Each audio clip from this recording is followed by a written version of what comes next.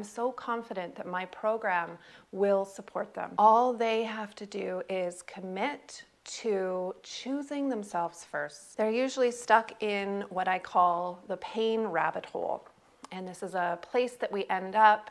We're suffering, whether it's from chronic illness, chronic disease, chronic pain, and we try different things to get out, but they're just usually band-aids. You might feel better for a little while, and then you get back to that same place of suffering, or sometimes even worse off. This process triggers anxiety, triggers depression, triggers this feeling of helplessness. I know it all too well because I suffered within it for many years myself. It wasn't until I discovered yoga therapy, a way to heal my body from the inside out, a way to address the imbalances that were happening on every layer of my being without depending on a doctor or depending on somebody else, a therapist, to tell me what was wrong with me.